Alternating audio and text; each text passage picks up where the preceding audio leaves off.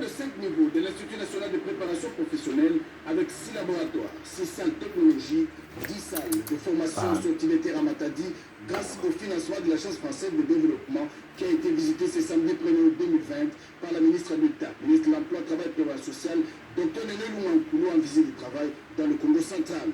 La patronne de l'emploi a découvert les différents départements et quelques ateliers informatique, froid et climatisation, mécanique, automobile, menuiserie et maçonnerie. Dans chaque filière, Néné Louankoulou a reçu des explications techniques du directeur provincial de l'UNPP Congo central. L'Institut national de préparation professionnelle offre des techniciens qualifiés au pays, a précisé le responsable de l'UNPP. Grâce au management de Maurice Chikouya Kayembe, la direction provinciale du Congo central offrira une formation de qualité aux jeunes sortis du système scolaire, a expliqué le directeur provincial de l'UNPP Matadi. Ce bâtiment sera inauguré incessamment par le président de la République, Félix Antoine Tshisekedi Tshilombo. Elle a pris son temps, elle a été à notre disposition pour visiter tous les bâtiments. Et nous en sommes fiers, nous sommes très contents. Nous venons la remercier sincèrement. Il faut apprendre un métier pour être opérationnel sur le terrain, c'est le jour. La ministre d'État, ministre de l'Emploi, Travail et Prévoyance sociale, qui félicite le comité de gestion de l'INPP pour des réalisations remarquables dans l'ensemble du pays. Nous allons faire appel à notre hiérarchie pour, si possible, que le président de la République lui-même vienne inaugurer ce bâtiment et bien équipé techniquement pour pouvoir aider la population à avoir des métiers appropriés pour notre pays. Le défi est relevé au Congo central. Néné Louankoulou exhorte Maurice Chikouya Kayembe à poursuivre l'élan de modernisation des directions provinciales de l'INPP pour permettre la formation professionnelle des jeunes. Bien avant cette visite de l'INPP, la patronne de l'emploi a reçu dans la salle de l'hôtel Vivi Palace les responsables des entreprises sous tutelle, inspection du travail et d'autres structures qui relèvent de son ministère. Face à la pandémie du coronavirus qui a frappé tous les secteurs, y compris le monde du travail, dans le Congo central, il était nécessaire de venir s'enquérir de l'application des mesures d'hygiène et recevoir les doléances par rapport aux difficultés de fonctionnement. Chaque responsable a présenté les difficultés qu'il rencontre et fait des propositions pour faire face à la crise sanitaire.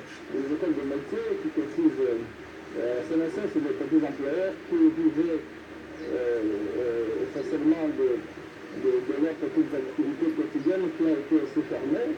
Les bars, les boutiques, les boîtes de nuit, tout ce qui emploie au moins une personne et qui a été victime des mesures de temps sanitaire qui ont été prises, ne cotise plus. Elle a clôturé sa visite dans le Congo central par quelques audiences à certaines structures pour donner la vision du gouvernement dans la gestion. Dans son escarcelle des vivres et non-vivres, et sans oublier les kits sanitaires contre la Covid-19.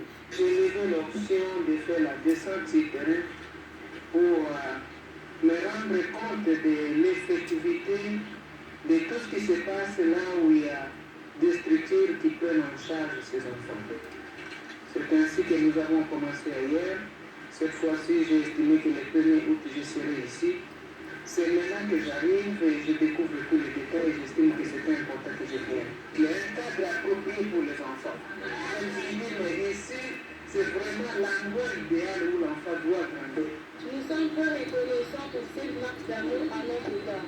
Je les joins à tous mes frères et sœurs ici présents pour vous exprimer notre profonde gratitude pour votre appui tant physique que matériel. Nous vous en remercions vivement et chaleureusement. Nous remercions aussi au président de la République, son Excellence M. Félix Antoine Tshisekedi, qui a voulu que vous puissiez venir nous rendre visite aujourd'hui. L'un des moments forts de cette rencontre, c'est la lecture du mémorandum des enfants par le truchement d'un des encadreurs de l'orphelinat. Pour se rendre compte des conditions d'accueil, la patronne du genre, Béatrice Loméatilité, a visité les locaux avant de coucher quelques mots sur le livre d'or pour marquer son passage dans cette orphelinat. Célébré le 31 juillet de chaque année, n'est pas passé inaperçu au cabinet du président de la République. Toutes les femmes de cette institution se sont réunies au Palais de la Nation autour de Madame Chantal Yel-Moulot, conseillère spéciale du chef de l'État en matière de jeunesse et de lutte contre les violences faites à la femme, aussi initiatrice du comité genre à la présidence de la République pour commémorer cet événement. Chantal Yel-Moulot a brossé l'historique de cette journée qui, officiellement, a été reconnue et promulguée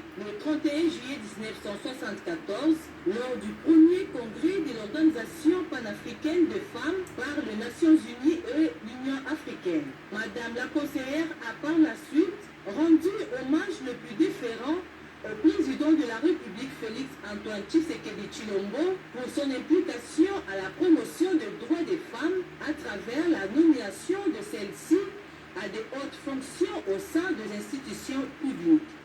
En ce qui nous concerne, nous, femmes du cabinet du président de la République, pendant que nous célébrons cette journée, je vous exhorte à unir davantage nos énergies et nos intelligences avec l'appui des hommes genrés que j'en vois ici, pour consolider les acquis de l'égalité des sexes et de poursuivre la lutte contre toutes les formes de violence et de discrimination à l'égard de la femme, car le chemin à parcourir est extrêmement lourd. Elle a également exhorté toutes les femmes du comité genre du cabinet du chef de l'État à unir davantage leurs énergies et intelligences pour consolider les acquis de l'égalité de sexe et de poursuivre la lutte contre toutes les formes de violence et discrimination à l'égard